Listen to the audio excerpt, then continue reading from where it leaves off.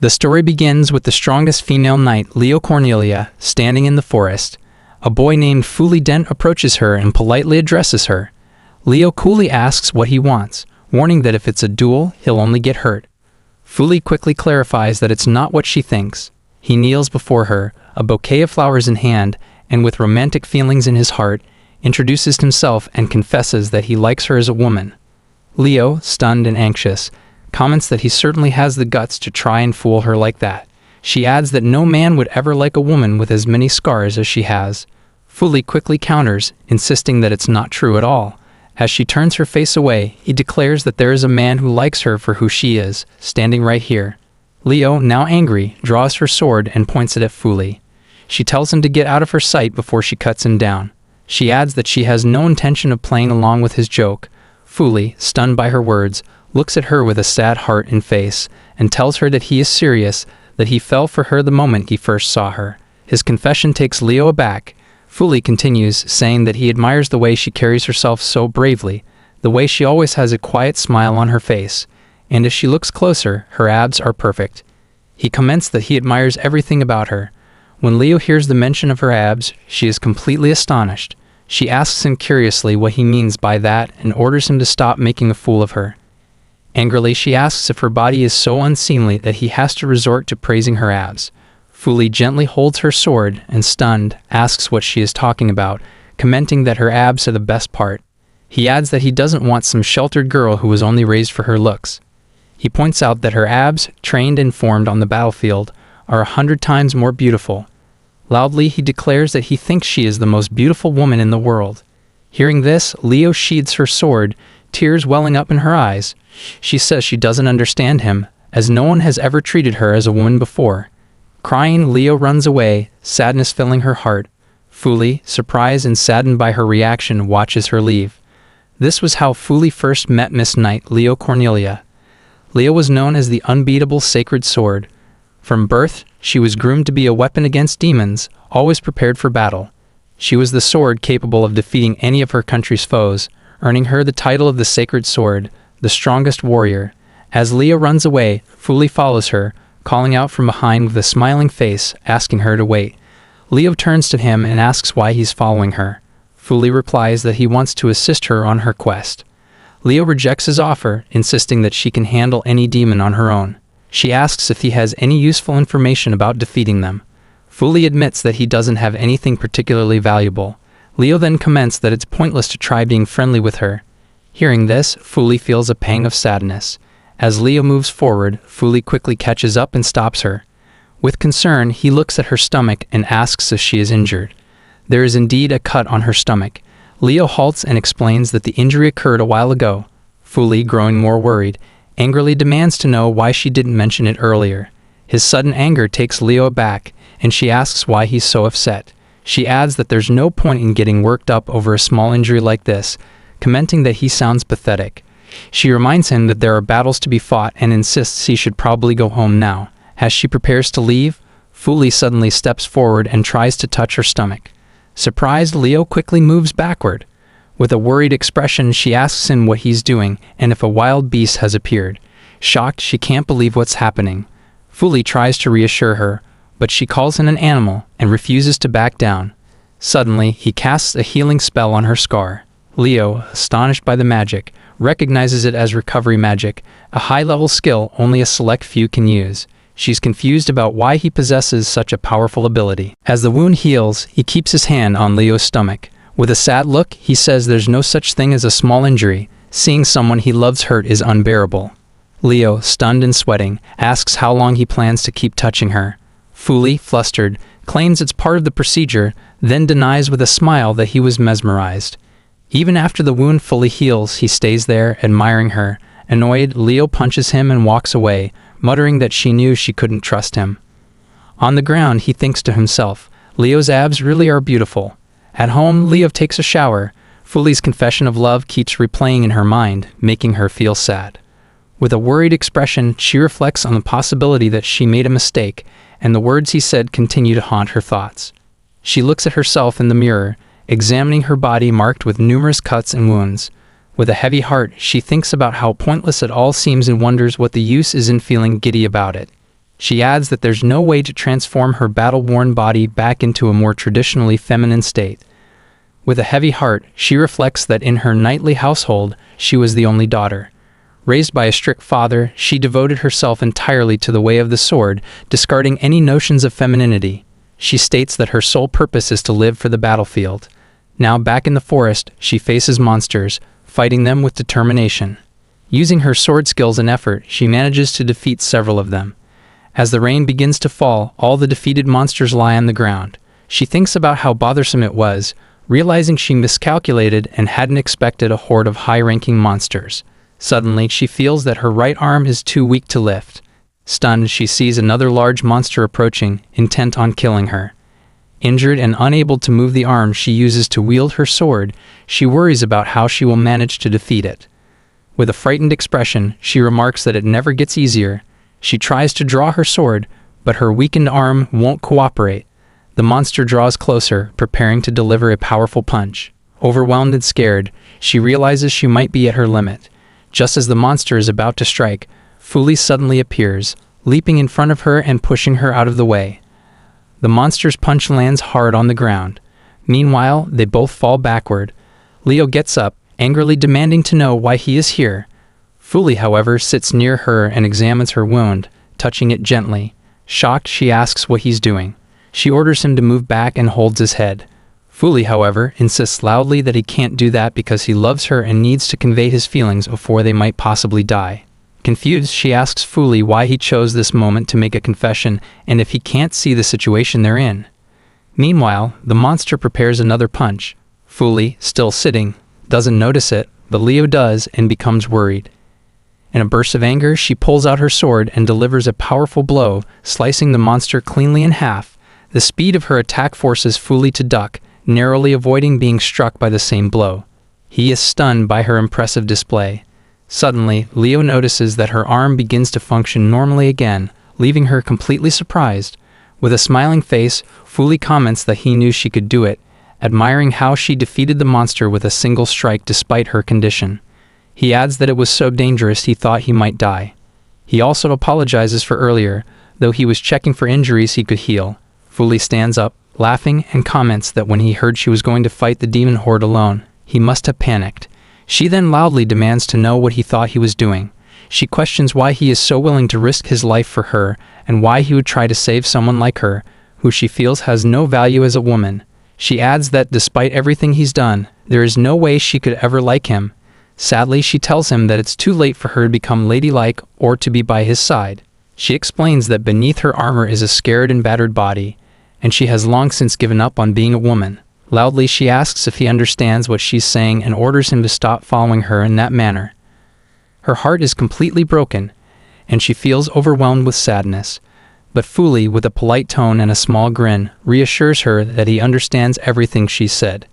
Despite that, he would still be honored if she would become his lover. Leo is taken aback by his words. Fuli then kneels before her and, with a romantic gesture, tells her that he doesn't mind her scars at all, and she doesn't need to act feminine. He declares that, no matter what, he loves her just the way she is. He shifts to a somber mood and says that if his feelings are a bother, he will just give up. Hearing this, Leo grabs him by the hair, causing him pain. He asks what she's doing, and she tells him to be quiet. She explains that his persistent declarations have been irritating her, so she felt the need to hit him. With a flushed face, she adds that if he's going to go this far with his talk, then fine. She says that no matter how much she might want it, there is no way she can become ladylike. But if he still wants to love her, then he can. Fuli, hearing this, is taken aback and completely surprised. With a smile and a look of amazement, he agrees with her. Waiting for the day, she decides to change. After a while, he asks if Leo can use magic. She hesitates, then explains she usually handles her enemies with her sword. Fuli agrees but suggests magic might come in handy. Lighting a fire on his finger, he offers to teach her if she's not skilled. Leo, annoyed, orders him not to underestimate her and prepares to demonstrate her magic. Fuli, intrigued, asks what kind of magic she'll cast. Leo conjures a ring of fire, with dust swirling around her. Worried, he asks if she's okay and requests her to speak. Unable to look at her. When the dust clears, Leo emerges, dirty and silent, simply saying, "Good." Fuli, puzzled, asks what she means by that, commenting that she failed at the magic. Annoyed, she snaps at him, insisting that he doesn't understand. She explains that what he witnessed was a high-level explosion spell called Explosion. Fully clarifies that being in the center of that explosion meant she self-destructed. Leo turns to him in anger. He examines her injuries and remarks that he can't keep healing so many needless wounds.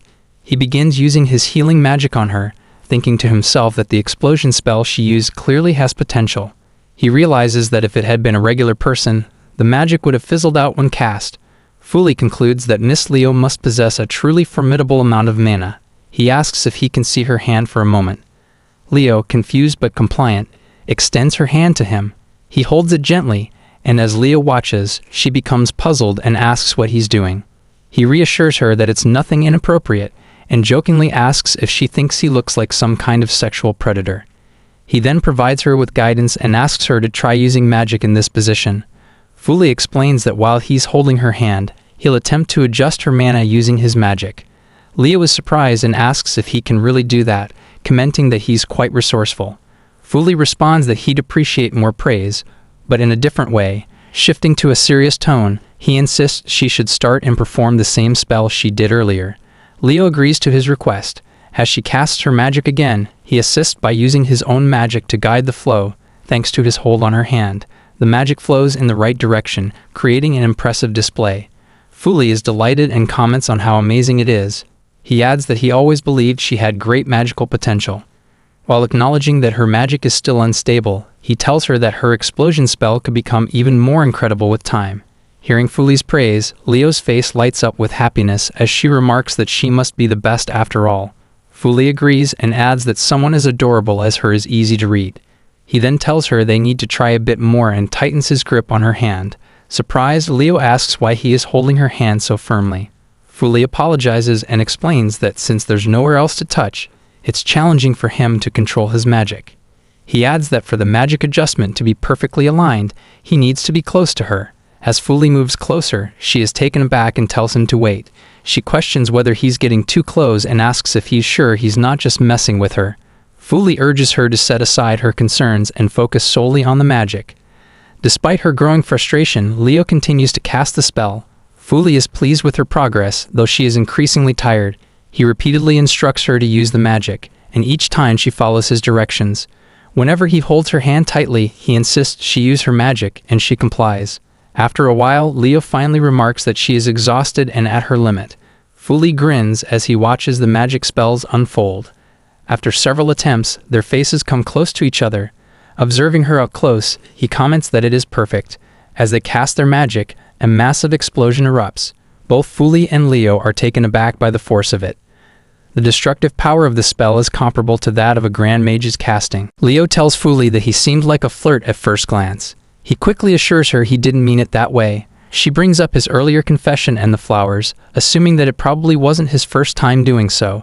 With a shy smile, Fuli replies that she is his first love, so he really doesn't know what he's doing. Hearing this, Leo grins and feels a surge of happiness. In that moment, the female knight, Leo, finds herself genuinely pleased. The next day, she walks through the capital city, feeling particularly downhearted. She reflects that today seems especially dull. Fuli hasn't appeared either. Suddenly, she notices a little girl walking with her mother. With a sweet expression, the girl tells her mom that she wants a cake right away. Her mother reassures her to wait a bit longer, explaining that they will get the cake tomorrow for her birthday. Watching this, Leo feels a pang of sadness as she realizes that today is her own birthday, a fact she had completely forgotten. Lost in her thoughts, she suddenly hears a voice calling her name. Startled, she turns to find Fuli standing there. With a confident stance, he greets her with a cheerful good morning. Leo asks Fuli what he's up to and wonders why he's acting so differently from his usual self, especially with that look of pure determination. She finds it surprisingly cool. Fuli then casually asks if the weather is nice today. Leo is taken aback by the small talk and replies that it is. She can't help but wonder why he's wearing such a serious expression just for a casual conversation. Leo feels a surge of apprehension, sensing that she cannot afford to be careless or make any mistakes. Her gaze shifts to Fuli, who is hiding something behind his back. Her instincts, sharpened by her knightly training, lead her to think that it might be a blade or some kind of challenge. She braces herself for a potential confrontation, uncertain of Fuli's intentions. Leo's mind races as she recalls recent reports of assassins posing as fans to kill high-ranking adventurers. The thought that Fuli might be one of them, approaching her with hostile intent, surprises her.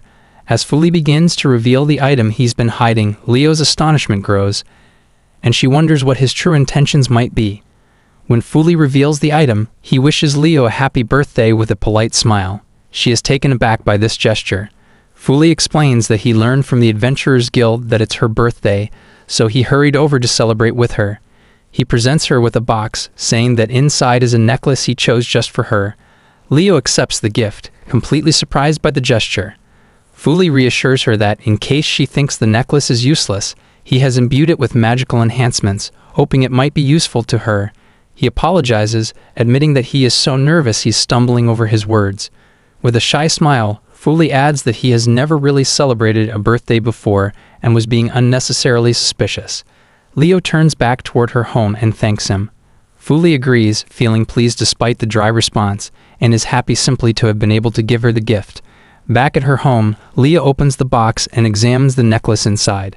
Leo reminisces about her childhood, recalling a time when she asked her father for a birthday celebration, only to have him reject her request and mention that training was about to begin. Now, as she wears the necklace around her neck with genuine happiness, she puts on a casual dress that makes her look adorable. As she admires the necklace, her heart swells with joy, and she fully savors the moment. The next morning, after finishing another quest by Leo's side, Fuli asks if she has any plans for the rest of the day and adds that he would like to join her if she doesn't mind. Leo replies that she plans to do some shopping and asks if he's sure he wants to come along. He confirms that he does, and Leo agrees and gestures him to follow. Fuli, a bit puzzled, wonders if this might be turning into a date. However, as they continue shopping, Leo leads him to a weapons shop. Fuli is taken aback to find themselves in a store filled with weapons. With a cheerful expression, Leo notes that it looks like they have some new inventory. Fuli thinks that Miss Leo is really enthusiastic about this shopping trip.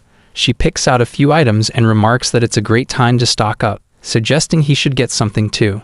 He agrees. Then Leo spots a weapon she likes. She picks it up and says it's a morning star, and it would suit Fuli perfectly. Confused, Fuli asks when she decided it would be a good idea for him to use such a weapon.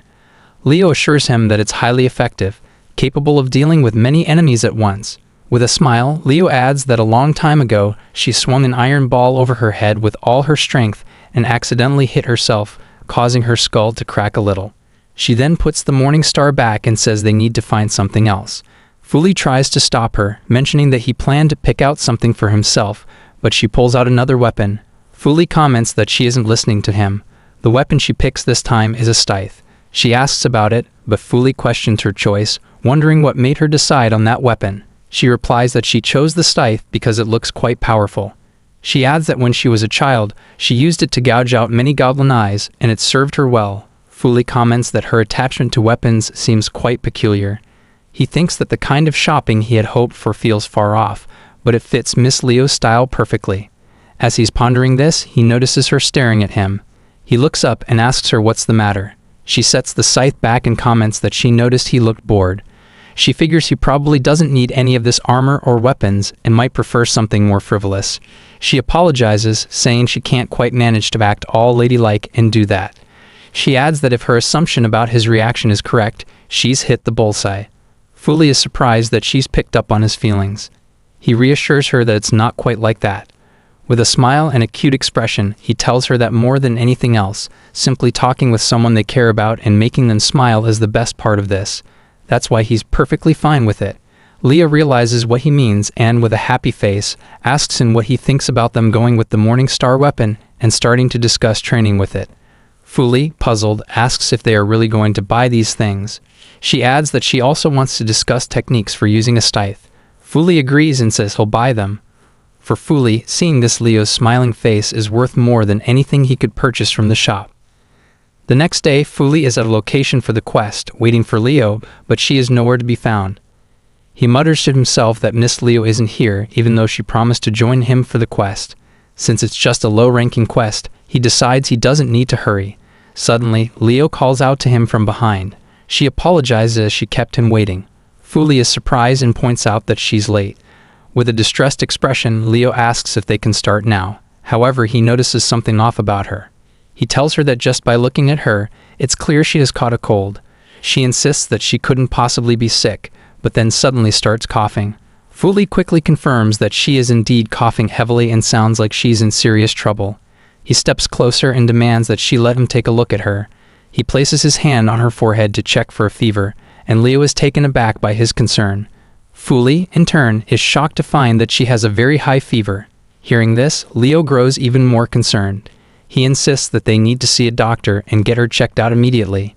She quickly swats his hand away from her forehead and, with frustration, demands to know what he thinks he's doing. Fuli, deeply worried, tries to calm her by saying she's at risk of collapsing if she doesn't get help.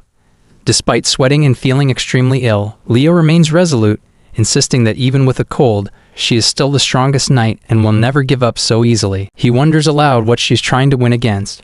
He understands, noting that she seems to have ignored his words. Suddenly, Fuli steps forward, lifts her into his arms, and firmly instructs her to go to the doctor. Leo, shocked, demands to know what he's doing. Fuli explains that since she refused to listen to him, he has no choice but to take her there by force. In a light-hearted tone, he comments that she feels a bit heavy. Leo responds that being on the heavier side isn't a big deal.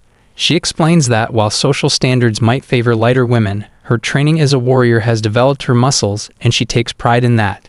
She also apologizes for her earlier rudeness and asks him to put her down, worried about how it might look if someone saw them like this. Fuli reassures her, saying there's no need to worry because they're taking a back alley where hardly anyone goes. He adds that just as she upholds her duties as a knight, he can't stand idly by when a woman needs help. He believes this is how a man should act, especially when that woman is someone he heavily loves. Hearing the word heavy again, Leo becomes annoyed and demands to know who he's calling heavy. With a smiling face, he clarifies that he wasn't saying she is heavy. He meant that he is deeply in love. Realizing it was a joke, Leo comments that she'll remember it. Fuli laughs and says he's ready for whatever she might throw at him. The next day, Fuli and Leo are in the forest tackling some quests. Leo defeats a mushroom monster with a swift cut from her sword, slicing it cleanly in two. Seeing this, Fuli expresses his delight, commenting on how easily she handles it. He notes that even though it was a rare mushroom, she defeated it effortlessly. Just as they are celebrating, the mushroom suddenly starts generating spores. Fuli is taken aback. Leo, caught in the cloud of spores, soon emerges feeling dizzy. Leo, looking dazed, asks Fuli about himself. She comments that her body feels oddly warm and pleasant. Fuli is startled and wonders if the mushroom spores have some sort of hypnotic effect.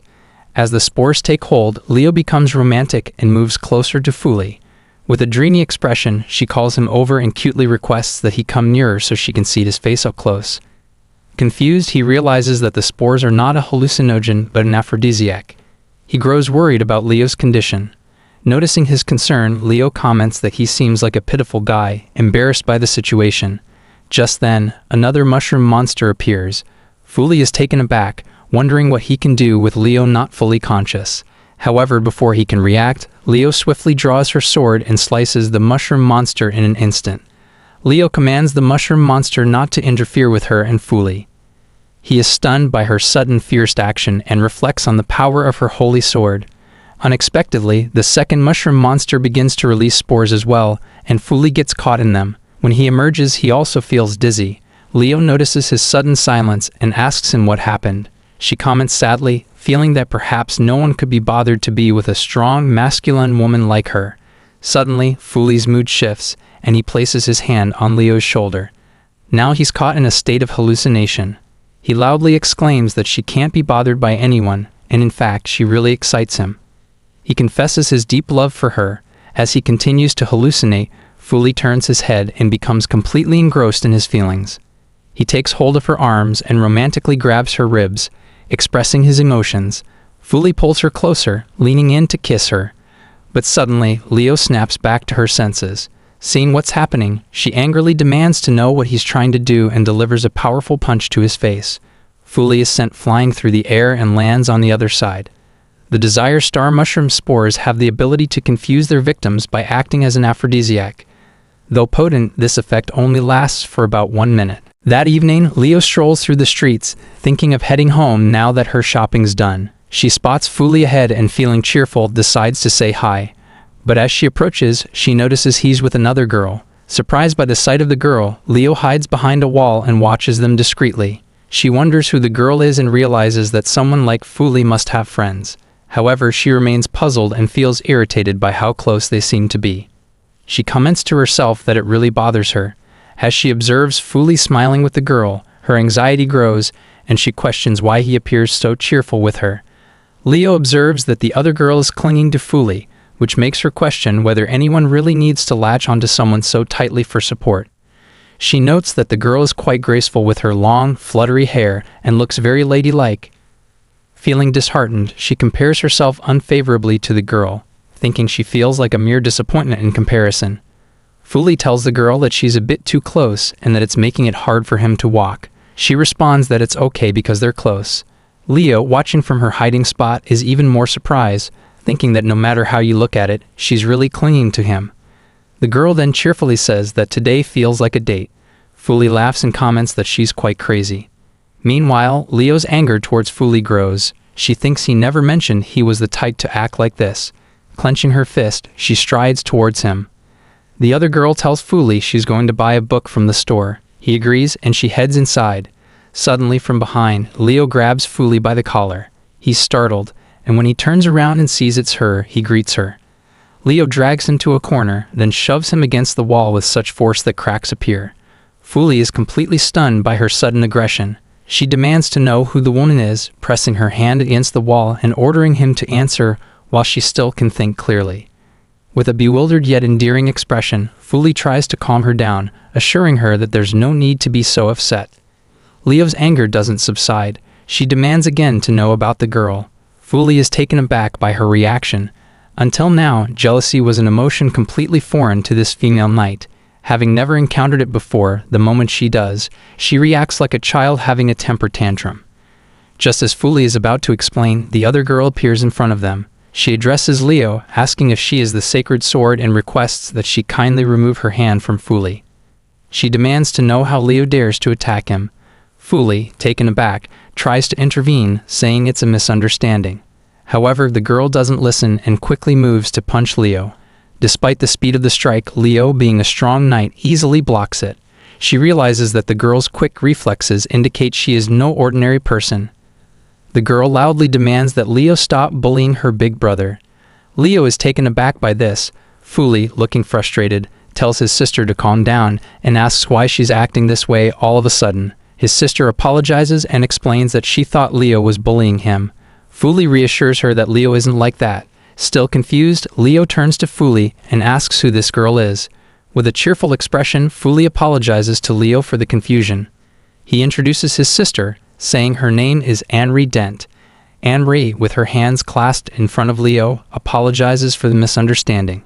Fuli places a hand on Anri's head and praises her, saying she's a good girl. Leo reflects on whether it's just her impression or if Fuli seems to be turning into a bit of a siskin. But she feels relieved to know that Anri is his younger sister. Fuli, curious, asks Leo why she was so angry with him earlier, wondering if he did something to upset her. Leo is taken aback by the question and, feeling confused, explains that it was just a test. She wanted to see if he would be intimidated by her spirit, and learning about his little sister threw her off as well. Hearing this, Fuli's face lights up with joy.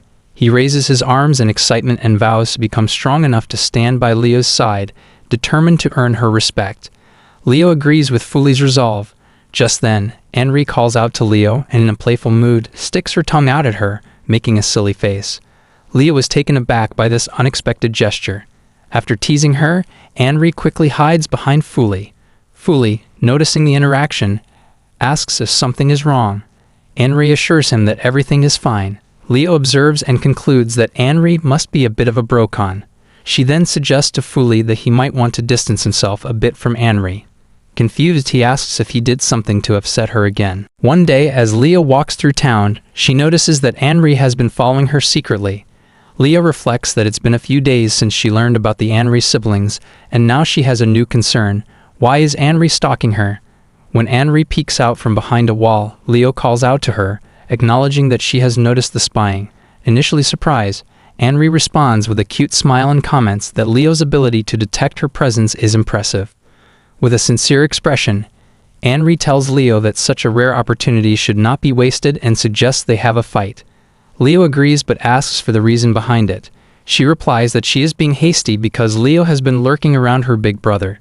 Surprised, Leo clarifies that her brother is the one who keeps getting close to her. She adds that Fuli is the one who kept going on about his love for Abs and even confessed his feelings to her. Anri is taken aback and comments that it makes her big brother look like simple fool. She explains that her brother used to admire muscular women frequently, but if Leo can overlook that, he's actually a wonderful big brother. Leo notes that it seems like Anri has overlooked this behavior quite often. She shifts the topic and insists that they have a match, ordering Leo to prepare herself. With a smile, she remarks that it seems Anri is really eager for a fight. She adds that if that's the case, she's ready to give her one and hopes Anri can handle it. Anri, with confidence, replies that it will be a piece of cake for her. However, as she's talking with attitude, the straps of Anri's clothes suddenly rip open, leaving her surprised. Tears well up in Anri's eyes as she laments that her clothes have torn. She asks Leo, bewildered, how this happened so suddenly. With a sigh, she sits down in front of Leo, clearly upset, and frets that her chest might end up exposed.